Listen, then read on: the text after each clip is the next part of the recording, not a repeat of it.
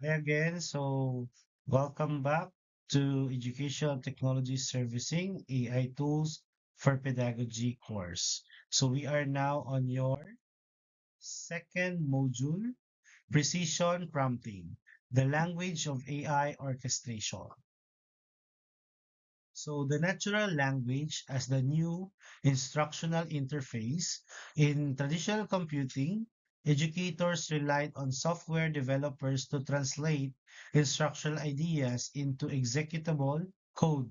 Generative AI disrupt this dependency by allowing natural language to function as a programming interface. However, this accessibility introduces a new professional responsibility. Clarity replaces syntax as the primary determinant of quality. Casual or conversational prompts produce outputs that may be fluent but pedagogically misaligned. Precision prompting reframes teacher AI interaction from chatting to instructional design. In this sense, prompting is not a technical trait, it is a pedagogical act. The key term is prompt engineering.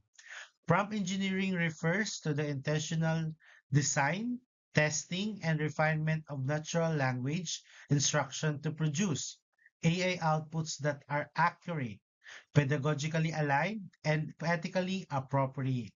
For educators, prompt engineering function as a meta skill, one that influences lesson planning, assessment design, feedback quality, and instructional differentiation. For us to be more guided, we have here the RCTF framework. Unstructured prompts leave too many interpretative gaps for the AI. This framework provides a systematic method for aligning AI outputs with instructional goals. R means role or the professional persona. Roles contain tone, depth, and assumptions, reducing genetic response. Assigning a role anchors the AI in a specific disciplinary and pedagogical perspective. Bad practice, write a lesson plan on climate change. Rather, let's use this best practice. Act as a senior high school earth science teacher, experienced in inquiry-based instruction and local environmental issues. You can see the big difference between the two prompts.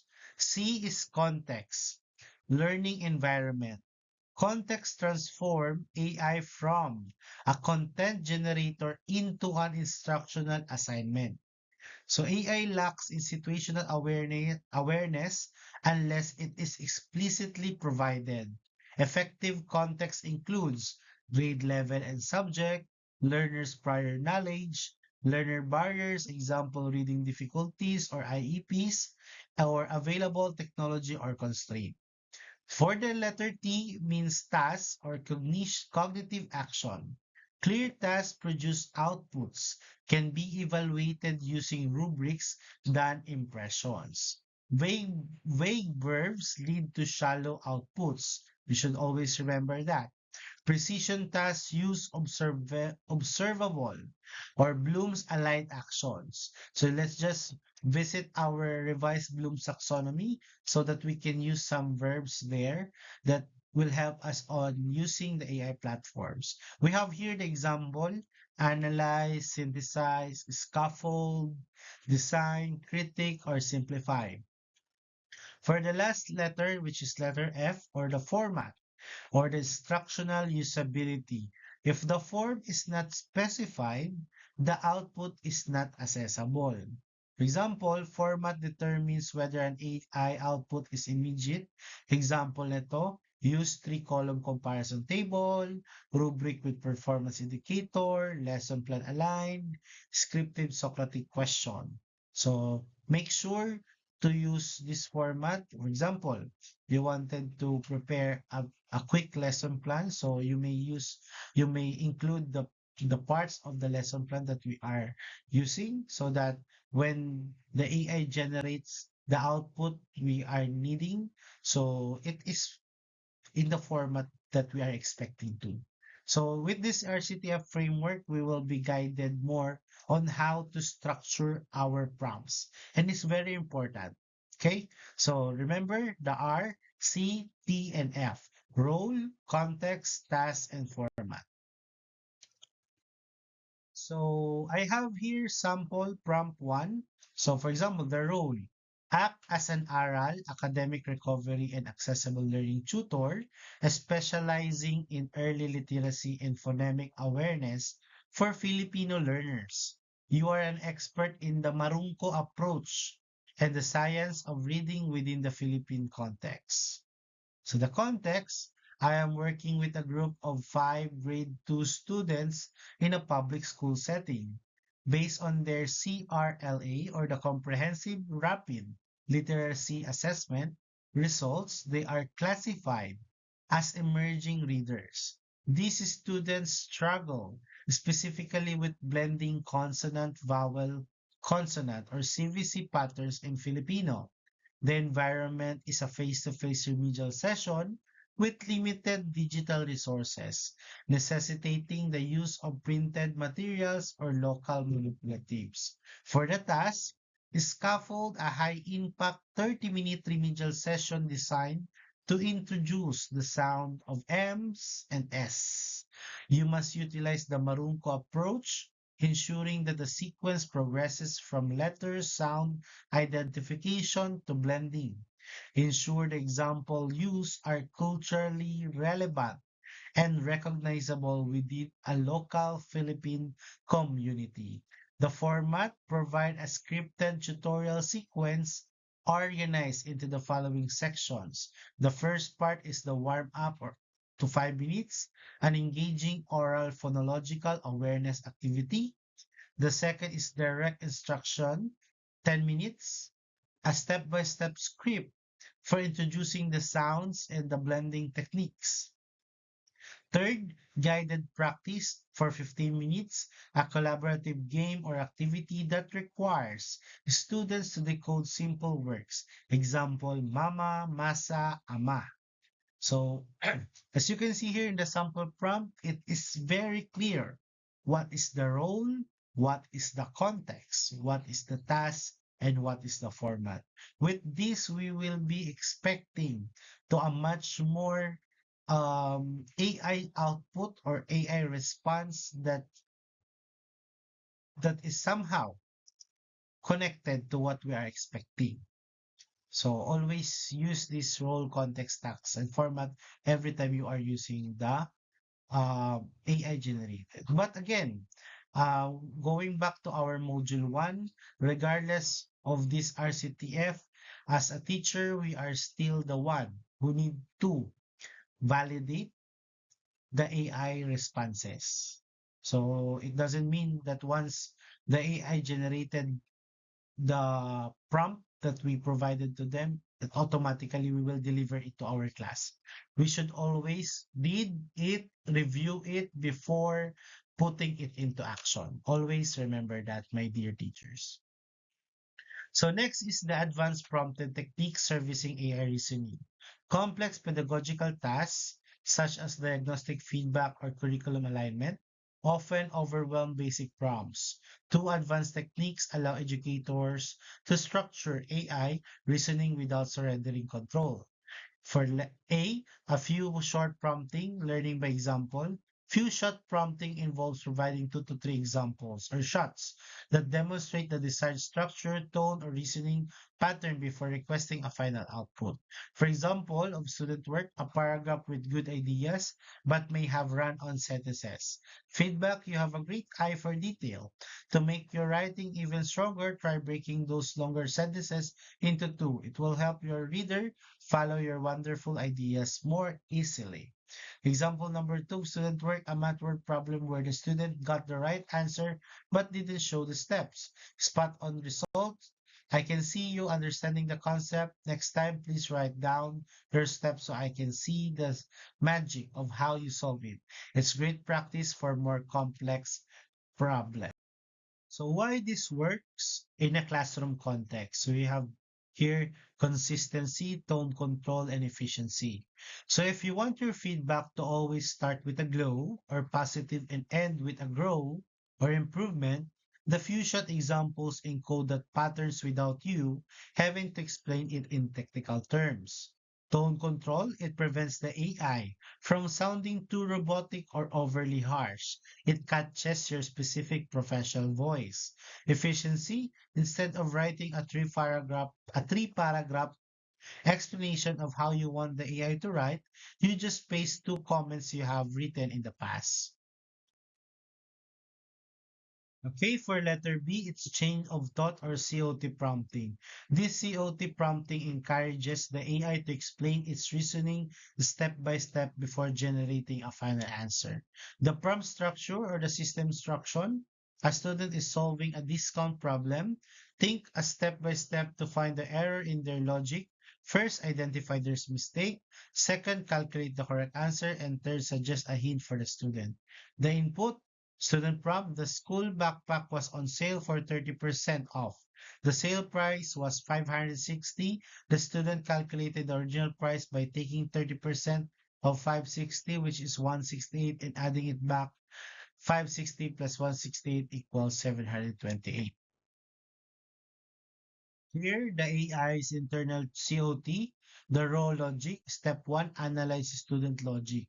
So the student took 30% of the discounted price, 560. This is a common reverse percentage error. They are treating the final price as the base for the discount. Step 2, correct the mathematical logic. If the discount is 30%, the student paid 70% of the original price. So let X be the original price. So second step is 0.70x is equal to 560.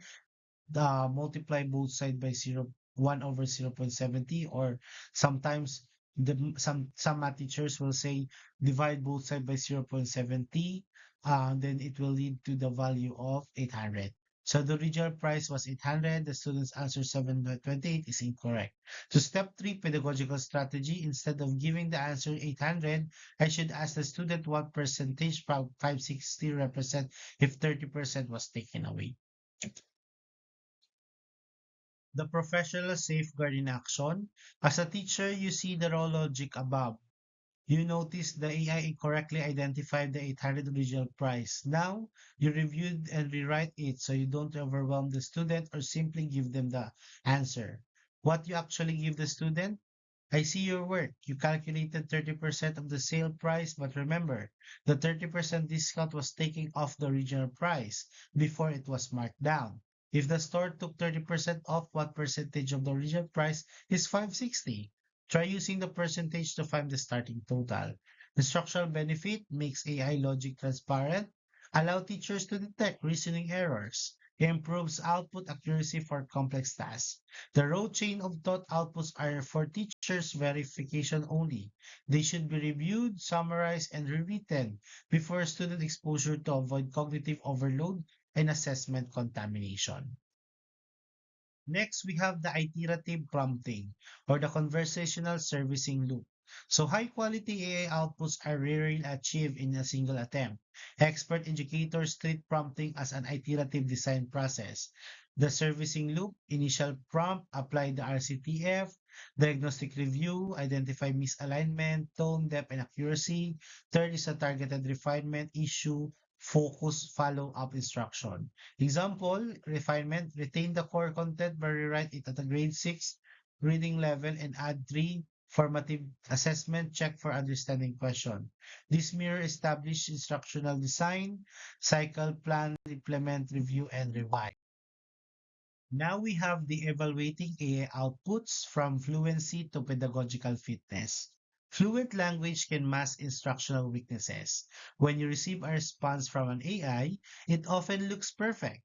The grammar is flawless, the formatting is clean, and the tone is professional.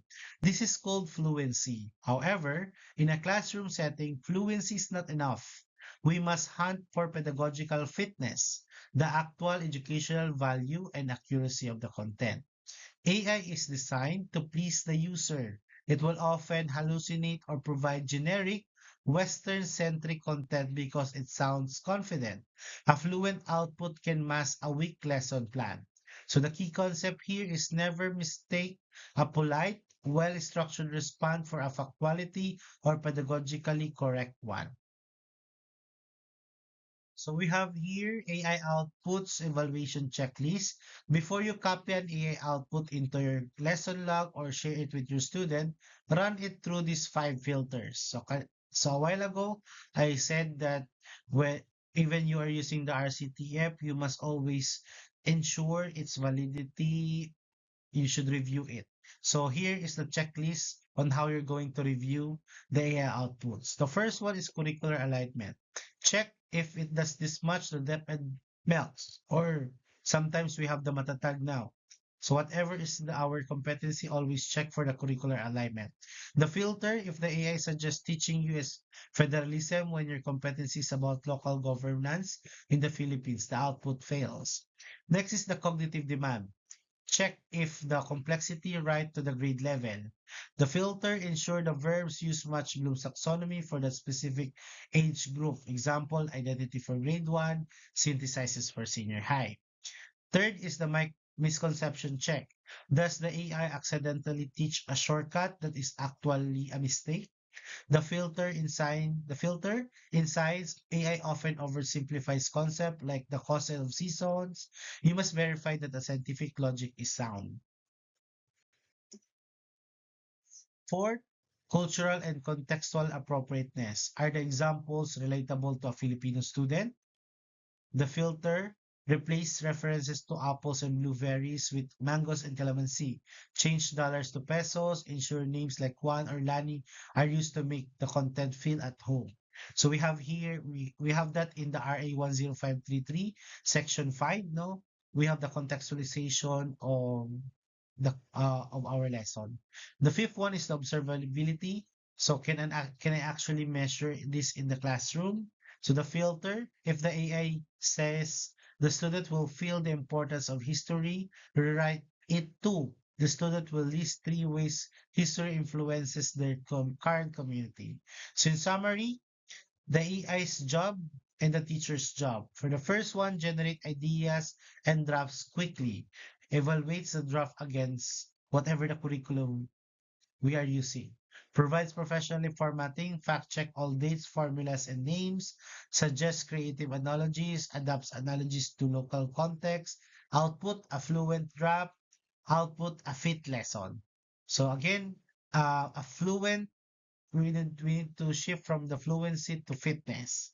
So sometimes though, yeah, when we generate some output in the chat GPT or any AI tool, we are so amazed because it sounds fluent. But you should always ask, does it will fit to the set of students that you have, or to the curriculum that you have, or to the lesson that you will be discussing or delivering? Okay.